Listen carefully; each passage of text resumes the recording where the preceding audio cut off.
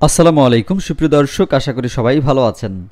মালয়েশিয়াকে বড় ব্যবধানে হারিয়ে লক্ষ্য পূরণ করে এশিয়া কাপের সেমিফাইনালে জায়গা করে নিয়েছে বাংলাদেশ নারী ক্রিকেট দল।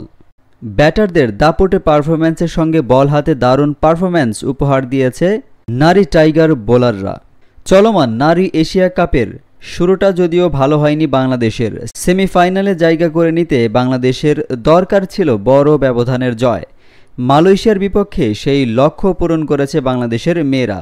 গত বুধবার শ্রীলঙ্কার ডাম্বুলায় টস জিতে আগে ব্যাট করে বাংলাদেশ নির্ধারিত ২০ ওভারে ২ উইকেট হারিয়ে ১৯১ রান সংগ্রহ করে।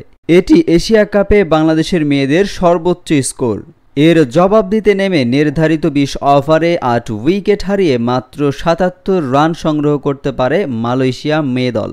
এই জয়ে টুর্নামেন্টের সেমিফাইনালে উঠে গেছে বাংলাদেশের মেয়ে টাইগাররা। সেমিফাইনালে টাইগার্সদের প্রতিপক্ষ ভারত।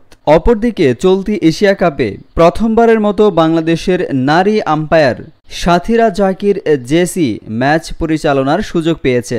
শনিবার সামাজিক যোগাযোগ মাধ্যমে ফেসবুক পোস্টের মাধ্যমে নিজেই এ তথ্য নিশ্চিত করেছেন জেসি।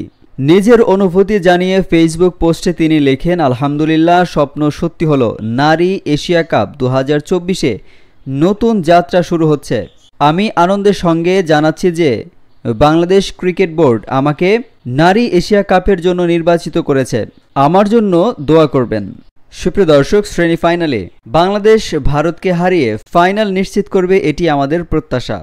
সুপ্রিয় দর্শক, আশা করি ভিডিওটি আপনাদের ভালো লেগেছে। পরবর্তী ভিডিও পেতে অবশ্যই আমাদের চ্যানেলটিকে সাবস্ক্রাইব করে আমাদের পাশেই থাকুন। সবাই ভালো থাকুন, সুস্থ থাকুন। আল্লাহ হাফেজ।